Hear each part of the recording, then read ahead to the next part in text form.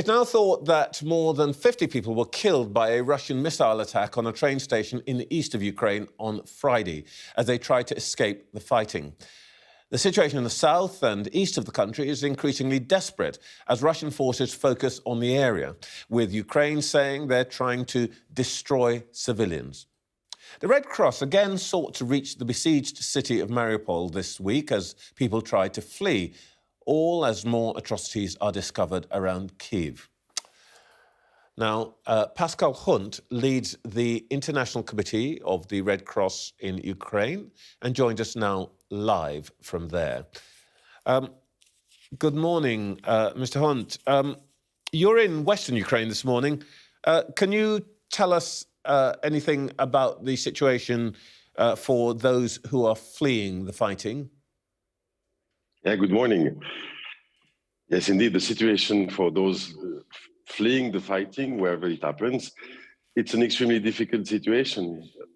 Fighting is taking place in densely populated area, in cities, and these cities are being shelled, and we have seen the images. These images are really shocking, even outrageous. So you can imagine the level of despair for these people. They're trying to leave, they wait for the train, they are being shelled. So this is really a dramatic situation. Well, you're referring to the explosion, the missile attack, frankly, on the railway station at Kramatorsk. What are your people there telling you about the aftermath of that? Many consequences. People are even more in fear and despair. This is one of the problems. They do not dare to take the train anymore, so they are moving by car. They have difficulty to reach the hospital as well. And as I speak, the International Committee of the Red Cross, together with the German Red Cross, we are also trying to facilitate the evacuation of people wounded in the front line. So yes, the situation is even more difficult for the people. They were trying to leave, and this is becoming really difficult. And we see them moving more and more and taking the private cars and moving by roads. Oh, so people there are now distrusting rail as a mode of travel, which presumably must make evacuation even more difficult and even slower. I don't know if they are distrusting the railway, but can you imagine you are waiting in a railway station and then the shelling is happening? So they are really afraid. So what we have seen is that some of them were moving by car. Maybe they will try again to reach another railway station and continue to move by train. But I confirm that people continue to flee the area, yes. You also have teams who have been trying to get to Mariupol. Can you tell us if any of your people actually made it there and whether or not they made it, what you understand has happened there now? Our team tried for 5 days to go to Mariupol. And it's a difficult journey because you have to cross the front line, you have to go through many checkpoints. Sometimes the people at the checkpoints and the soldiers, they're not aware of your trip. And it's just an illustration on how difficult it gets to have translated into action, the agreement between the capitals and how difficult it is for the order to trickle down at the checkpoint. So we went there with buses, we moved, we try again and again, but unfortunately the situation around Mariupol was too dangerous. The security conditions were not good. The security guarantees we got were not good either. So at around 20 kilometers from Mariupol, we had to go back. We collected people on the road, we collected people in Berdyansk. It was a long journey, difficult journey. Private cars were joining our convoy under the flag of the Red Cross, and finally more than 1,000 people reached Zaporizhzhia. It may sound as a drop in the ocean because the needs are much bigger. The situation is difficult there.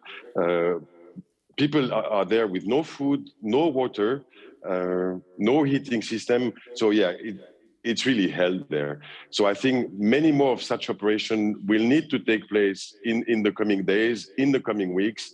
It is urgent, and we really are in contact with the Russian authorities, with the Ukrainian authorities, to ensure that safe passage is being provided to these people so they can move freely and safely to a much safer place.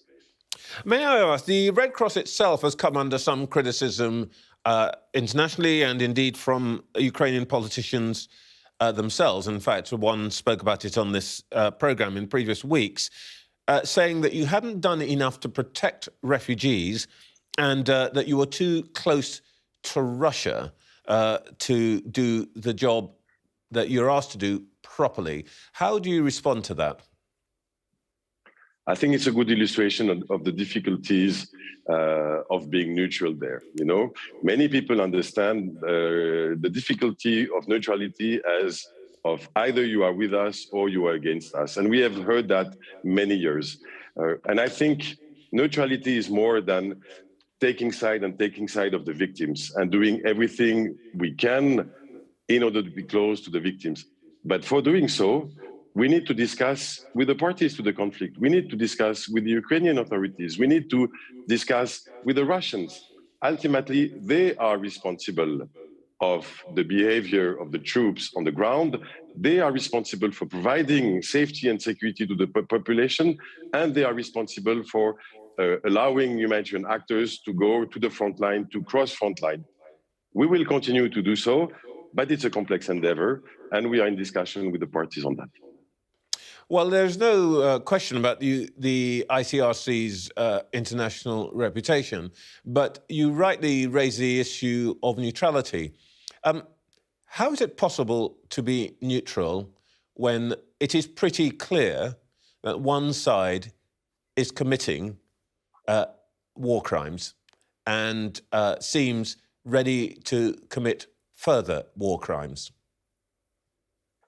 As long as neutrality is understood as a means to reach the victim, as a position of defending the victims and being close to them, and as a means to achieve more protection and assistance, then I think it is easier to understand that.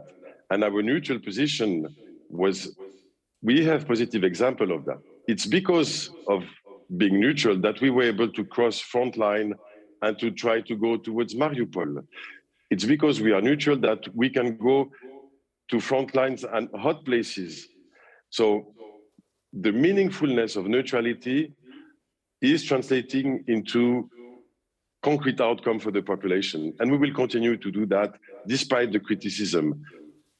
But I have to admit that the criticism we faced with respect to not doing enough or to favor one side or the other is also preventing us to work. It is undermining our mandate. It is undermining our access to people.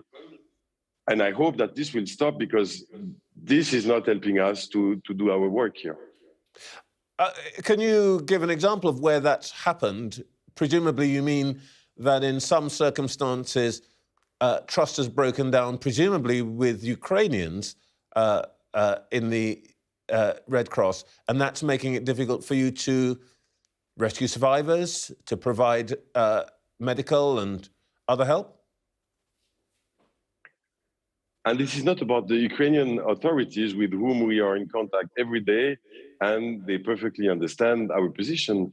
It's more difficult to understand for the public, for the diaspora, where basically they don't understand that we have to discuss with the Russians. So it's a matter of us being better to explain what we are doing, and also in being better in showcasing what we are doing on the ground, and to demonstrate that when people are receiving aid and assistance, this is also due to the neutrality of the Red Cross. All right, then, if I may just finally ask you about, we talked about Mariupol, and we've seen a lot of what's been happening in the south, but we've also seen some terrible reports of what has happened in the north around Kiev and, for example, in Bucha. What has the ICRC seen there? We have seen the same image as everyone. We have been in Bucha, in Irpil, in Orgomel. Yesterday we were in Cherniv, north of the country, and we see basically the same image everywhere. And this is truly appalling and heartbreaking. We are discussing with the people there. We find people in total despair, with no food, no electricity, no water, no heating system. They have to go out in the streets to make some fire and cook. You know, I mean, these people were living in horrible conditions. So this is the level of suffering that we are seeing is just immense. And I don't recall having seen that in recent history. We are collecting information. We are discussing with the people. We do our utmost to provide them with assistance. And whenever we see problems, concern, then we discuss as well directly with the Ukrainians and with the Russians on that. This is part of our bilateral dialogue with the parties to remind them of the obligation under the Geneva Convention.